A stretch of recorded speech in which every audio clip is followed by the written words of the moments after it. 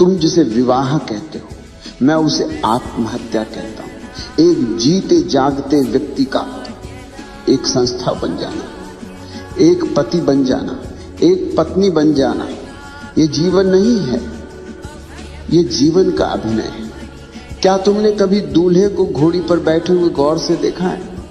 वो सोचता है कि वो राजा है, वो सोचता है कि उसने कोई किला जीत लिया है, मगर उसे खबर नहीं, उसे रत्ती भर भी खबर नहीं कि वो अपनी ही आजादी की शव यात्रा में जा रहा है। वो बाजे गाजे, वो शोर शराबा, वो रोशनी, ये सब तुम्हें धोखे में रखने के लिए है, ये सब तुम्हें बेहोश करने का उपाय है, ताकि तुम्हें पता न चले कि तुम एक खुली जेल में प्रवेश कर रहे हो। जरा अपने चारों तरफ देखो, जिन लोगों की शादियां हो चुकी हैं, क्या उनके चेहरों पर तुम्हें कोई आनंद दिखाई देता है?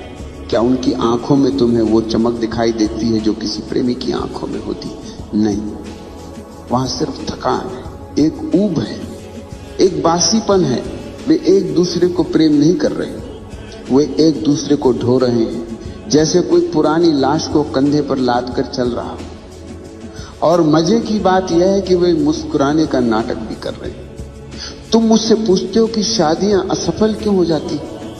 मेरा जवाब थोड़ा कड़वा है, मगर सत्य हमेशा कड़वा ही होता है। शादियां असफल इसलिए नहीं होती कि लोग बुरे हैं, शादियां असफल इसलिए हैं क्योंकि विवाह की पूरी व्यवस्था ही इंसान के स्वभाव के खिलाफ है। मनुष्य एक बहती हुई नदी है और विवाह एक ठहरा हुआ तालाब। नदी बहती रहे तो साफ रहती, ताजा रहती, रुक जाए तो सड़ जाती है, उसमें कीड़े पड़ जाते हैं, बदबू आने लगती है। आज हर घर से वही बदबू आ रही है, कलह की, संघर्ष की, घुटन की। तुम सोचते हो कि 7 फेरे लेने से, मंत्र पढ़ने से या किसी कागज पर दस्तखत करने से प्रेम पैदा हो जाएगा। कितने नासमझ हो तुम। प्रेम कोई व्यापार नहीं है, प्रेम कोई समझौता नहीं है, मगर तुम्हारा विवाह 100% समझौता है। तुम प्रेम के कारण विवाह नहीं करते, तुम डर के कारण विवाह करते हो। तुम्हें डर है अकेलेपन का, तुम्हें डर है बुढ़ापे का, तुम्हें डर है समाज।